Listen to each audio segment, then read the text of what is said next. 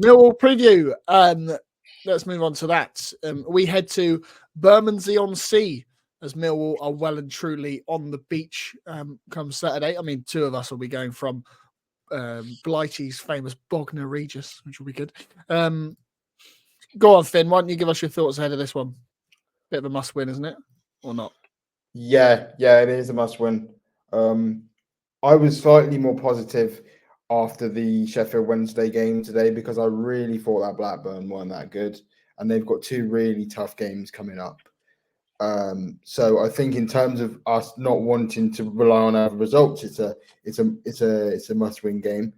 However, I could see feasibly a point in this game being enough to keep us up.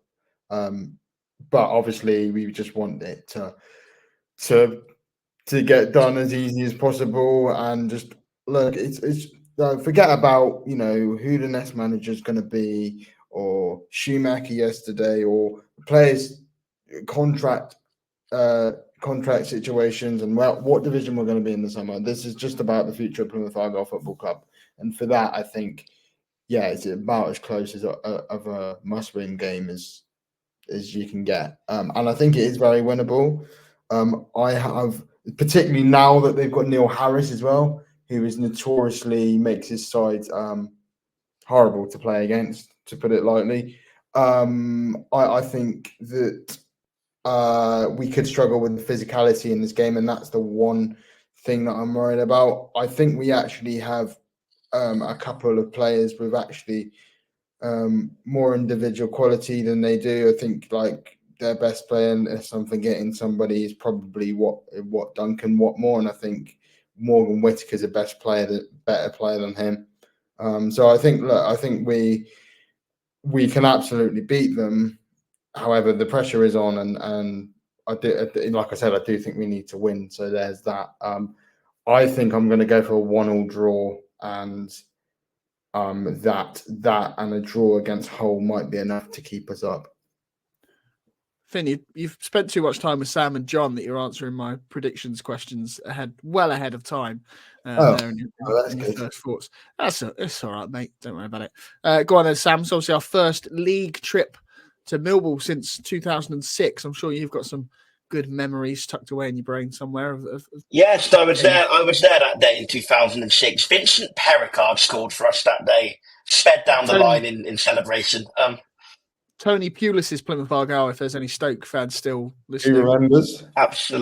Absolutely, yeah. Tony Pulis' Plymouth Argyle. Yeah, we were pretty much sent them down that day. After that game, they were 9 points adrift with 3 games to go, with a much inferior goal difference. So we more or less relegated them that day.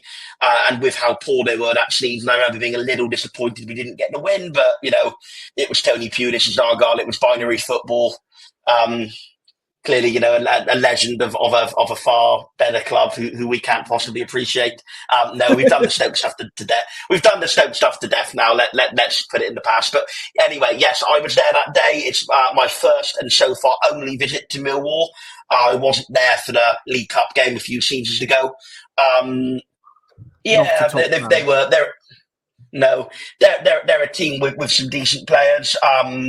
They have had a poor season this year compared to the last year, but they had a few years under Gary Rowett where they were quite near the top end. And I think it shows Gary Rowett did a pretty good job there. Obviously, without him, they've not been good. I know that they didn't start the season well under his management, but they dropped off even more after he went. So, they've picked up again under Neil Harris. How much of that improvement is sustainable, and how much of that is simply a new manager bounce, getting clear of relegation?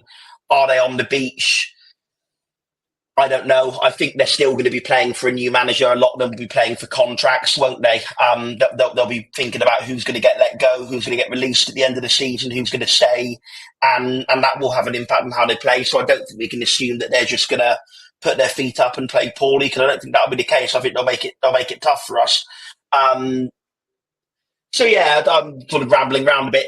They're a decent side. They're on good form. I don't actually agree with Finn that it's a must-win, because I think, having thought about it calmly, as opposed to my snap reaction at full time, I still think 2 draws is very much enough to keep us up.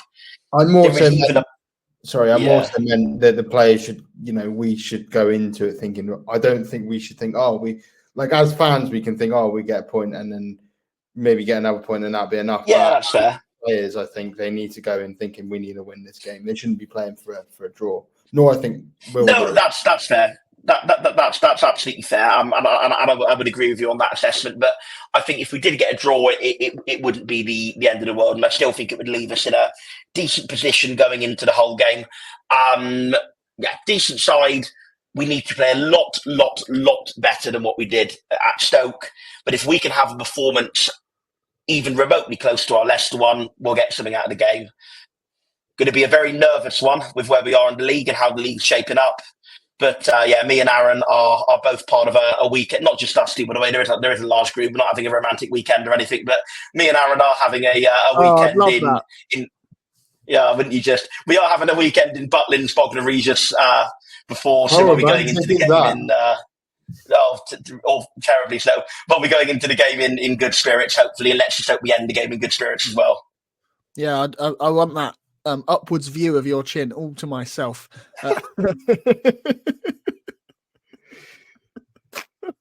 Oh God, I miss the days where we weren't live and I could edit that out. Apologies. There, John. Obviously, Sam's already touched on it. 2006, we basically relegated them. Do you see them hanging on to that and wanting revenge for 2006 to practically send us down too?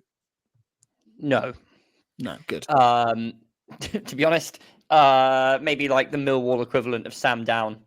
So Sam Gain, or whatever their name is, might have held on to that memory, but I suspect that it probably won't be front of mind for them. Yeah, look, I'm expecting a tough game.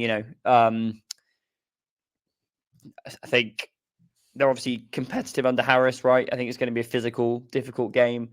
Obviously a team having secured safety after being in a dogfight can kind of cut one of two ways, right? Like you could expect them to be on the beach and therefore disinterested, not really going into tackles with a ton of commitment. Or it could be the inverse, right? It could be, we're safe. We can kind of take the handbrake off a bit, play without fear, play without nerves.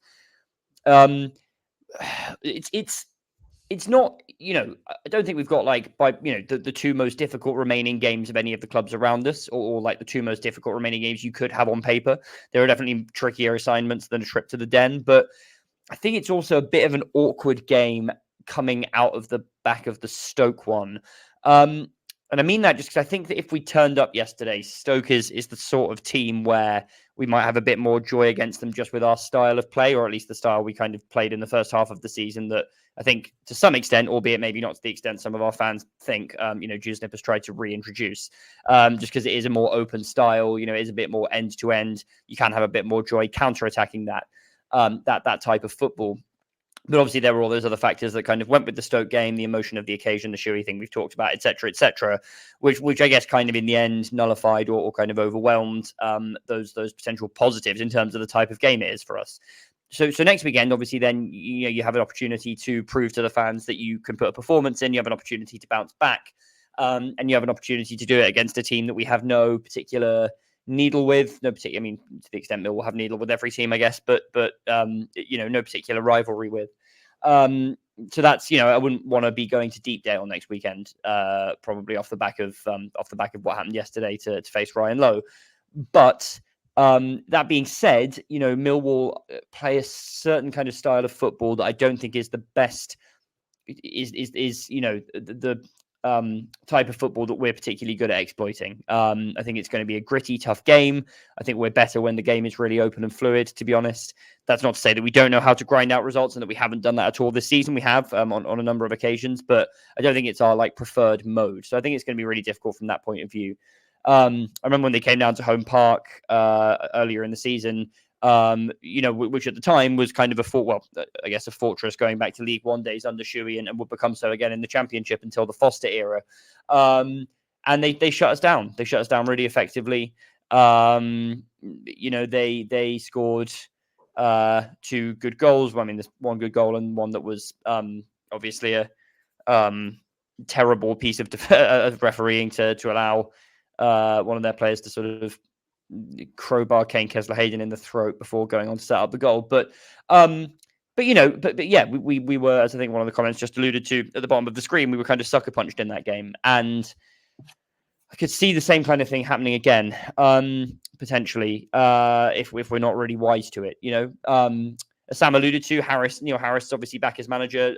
It was Gary Rowett who managed them in that game earlier in the season. I think either kind of his penultimate or final game in charge before leaving the club. I think he was obviously very good at organising them in a certain way. They then did have that kind of middle of the season period under Joe Edwards, not that one who I think seems like it was a bit of a Foster to Argyle appointment where there was a sort of attempt to change the style completely that just fell flat. And now they've got in someone who probably is able to go back to that organisational kind of disciplinarian thing, who is someone who I don't necessarily think is a particularly good manager, and who some Millwall fans who I know have sort of expressed, this was admittedly sort of a couple of weeks ago before they went on a particularly good winning run, but sort of expressed some doubts as to whether the new manager bounce from him would sort of translate into them actually being good going into a fresh season. But he's done well since coming back in, and I think it's hard to deny that, particularly at home. So I think it's going to be a tough game. I think it could be really hard to break them down. Obviously, given our kind of difficulty scoring goals of late, that is a little bit of a concern. So I think we're going to have to be really on it defensively, really brave, really committed. I don't doubt there will be those things, particularly after that dreadful performance yesterday. But yeah, it's not an easy game, and probably not the opponent that I would have picked if you'd given me free choice of the listings. But very quickly, obviously. Just very quickly, I think before, I think they've pretty much won every single game since then. But a few weeks ago, Millwall played Huddersfield, and I thought after that game, they lost 1-0 in the last minute. I thought that they were going to be a team that were going to really struggle towards the end of the season with the fixtures that they had left. But since then, obviously they've like I said, I think they've won every game. Leicester, Sunderland, and another one did they win as well? Can't remember. Anyway, I think that Cardiff. I think they beat Cardiff at home. That was it. Yeah, I could be wrong. I loved them at Cardiff. Yeah, I think basically what I'm trying to get at is they've got a performance like that. No offense to Huddersfield, but I think they're pretty much down and probably the 23rd worst or best side in the league. So I think that if they've got a performance like that in them, particularly now that they've safe, I think we can absolutely go there and get a win. They also lost to Rotherham. Oh, they lost to Rotherham as well. Well, a week or two before that Huddersfield game as well. So yeah, you're right. Yeah, I forgot about that. But so that as well. But yeah, like I said earlier, I think their organisational, their sort of physicality and organisational prowess, if you want to call it that, under Harris and previously Rowett before Edwards. We seem to struggle against teams like that often. But I think they are very, very capable of looking at those results, particularly to Huddersfield and Rotherham, of a really bad day at the office. And again, if Morgan Whittaker plays to 70% of his capability, and say Barley Mumba turns up, for example, or even Ryan Hardy decides that he's going to get himself a goal, it could be a very long day for them equally. Sam, a couple of history questions. First one's a quiz question do you remember who the last player to transfer between the two clubs was? I'm sure you do. And the second one is, give us your favourite Argyle Millwall memory. I'll come back to. I don't remember the first one. No. What year? What year are we talking? According to Najib Abdu. No. There's been one. Najib Abdu left. 3 since then. Blackman. It's been 3 since Abdu. Mm-hmm. In the 16-17 season, we took somebody on loan. Oh, sorry, no, free transfer. And then he went back as a free transfer, apparently, according to this. Oh, Greg Wild, of course. Greg Wild. We signed a centre-back in the 11-12 season? Simon King? Nope. No, he came from Did he Gillingham. Millwall? No? Yeah, he did. He centre back for Millwall in the 11-12 season. Darren Purse, and then a Oh, striker. yes, he was Millwall, wasn't he? Yeah, I forgot he was from Millwall. A striker in the... Striker in In the what season? 08-09 season. So same season as Abdu, but Jermaine Easter. correct. Ooh, 3 points. That's Very good. remembering from me. Non-existent. Favourite memory of Millwall? Carries I've goal. never... Yeah, it would be that. I've never seen us beat Millwall, actually, because we were only in the... Oh, nearly fell over there. We were only in the Championship for 2 seasons with them before they went down in our last run. And I think we actually crossed over them. They went back up as we went down, I think. So we went a very long time without playing Millwall in a league game. We played them 3 times in cups in that. Obviously, it was the League Cup away game that I didn't go to. It was the Kerry goal game, and it was the League Cup home game under Peter Reid when we were in the depths of administration. So yeah, That Kerry game, I think, finished 5-3 to Millwall. it did. You know what? That is probably my best memory of being against Millwall, because we didn't win any of the 4 games against them when we were in the Championship, and we've not won any of the 3 cup games. So yeah, you know what? We've actually not beaten Millwall in a very long time. So that Kerry goal, just because of what a brilliant goal it is, probably is my best memory of playing Millwall, actually. Yeah. Well, actually, My Sam, favourite, The bar is there to be raised, put it that way. my favourite Argyle Millwall related memory is actually Jimmy Abdu scoring against Leeds for them in the playoffs 1 year. We've heard this story about 100 times. Go on, Yeah, John, well, I'm tell just the making listeners. up. There was a goal that won me a chocolate bar off my Leeds supporting PE teacher at the time, as I remember very fondly. was it an Argyle a massive chocolate bar? Because if it wasn't, it doesn't count. No. Okay. I'm not Well, sure. apparently, I won it in theory. that's nice. Then apparently, Sam, the last time we beat Millwall was in 1997, the 13th of December, 1997. We beat them 3-0 at home. Away from home, Well, this website doesn't have that information. So, you know what they say, Aaron. In that case, things can only get better. well, quite. Well, I would have got a rise out of Sam at least, but no, apparently not. Yeah, no. A couple of questions then before we go. Thomas Smith says, would you play the same starting 11 against Millwall that started against Stoke? Argyle Tweets has asked, interested in your guys' thoughts on Devine from the start at Millwall instead of Randall/Houghton. And Graham Cox says, in what world does Gibson not start every single game? He's Argyle's best player this season. In his opinion, Bundu needs to start. So basically just coupled all of them in together. Like, how are we setting up? Who are you playing? Who are you starting? Who are you dropping? I don't know who wants that. Not really asked. Yeah, go on. I think that after the initial boost of bringing Starr and Wright back in, as good as they have been, I think now's the time to go and by all means keep those 2 on the bench. I think now's the time to go back to our very best team. So I think we go 4-3-3. Not that Deuce it probably will, but then he did second half, so maybe. I think we go 4-3-3. We go Cooper, Sorinola, Plegafuelu, Gibson, with Galloway as the left back.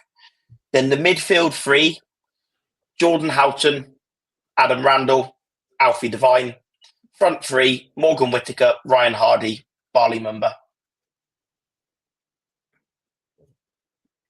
Don't hate that at all. I think it will be a back 3 probably from the start. So with that in mind, I would bring in certainly Gibson for Pleguezuelo and possibly Phillips. Because I think Phillips has a combination of a bit of physicality, but also is quite quick. And they have a kind of combination of threats who are sort of physical, but also quick. So yeah, I might do that. I certainly would bring Gibson back in. And I would keep Scar in. I don't think he was a disaster yesterday, no more so than anyone else. And it's been so brilliant in the 3 games before that. I think the dropping him would be very harsh. If we play that system, I would actually very much like to see Devine in a midfield 2 with Randall. or I mean, or with Houghton. But I think I agree with whoever in the comments suggested basically that it might allow us just to get a little bit more control of that midfield, pass the ball around a bit more. I think they're going to be hard to break down, and so I think if we can harness his creativity in a kind of deeper lying role, which I think he is more suited to than the more forward facing one, then that's something I'd be very interested in. I'm assuming Forshaw won't be fit, given he hobbled off yesterday, and we know his injury record. But if he is fit, I probably would start him instead, because I think he's got that same ability to sort of dictate the pace of the game. And also, an experienced head on his shoulders, which can be helpful in these kind of difficult situations. And then I would start Edwards and Mumba as wingbacks, if that's the formation we're doing, and then Whittaker and Bundu in behind Hardy. Again, I think Bundu I don't think he was as good as some other people seem to have thought yesterday, but I think he was quite good. I think his direct running certainly kind of caused them more of a problem than some of our other approaches going forward. And I just think in a game against Millwall, having someone who's a very kind of athletic, physical player who's going to be quite direct in those attacking areas could be a big bonus. Although I certainly don't hate the team that Sam has suggested either, if there is going to be a change in shape. But yeah, definitely some changes needed, and I'd be very surprised if it was unchanged from yesterday, given how poor we were. Yeah, I was going to say there's a comment here from Stone Cody Steve Austin, who says the last win was 1991, and that's wrong because we lost 4-1. So that isn't a win. Rory Drake's actually right. 57 years ago was the last time we won away at Millwall. A 2-1 win coming in Division 2. Goals from Mike Bickle and Alan Banks. New Mike Bickle flag from PAFC Displays. And there's another one coming soon who he's sworn me to secrecy that I'm not allowed to talk about. Looks class. Can't wait for that to come out. Nick, drop a link where people can go and donate to PAFC Displays to get more flags funded so we can have better displays and better atmospheres at Home Park. I think that's everything. Is there anything else you guys want to cover on Millwall? Yeah. Do you want to unmute yourself before you talk, John? Oof. Haven't done a score prediction, have we? Apart from of course. Finn said 1-1, I believe, if I was listening properly. Go on, Sam.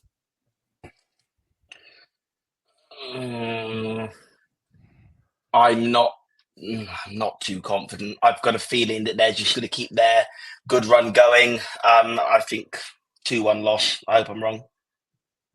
Go on, John. Whatever the opposite of what Justin Peach and Ryan Dilks say is probably what will happen. Please, fellas, do not predict us to win again, because I can't take it.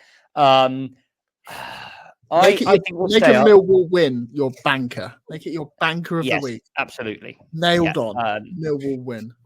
Yeah, banker is the operative word there. And yes, I would absolutely.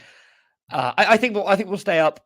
So please don't yell at me when I say I think we'll lose 1-0. I just think it's got that kind of vibe written all over it. A horrible, scrappy game against a team that we just can't quite break down, and they sucker punch us in the second half.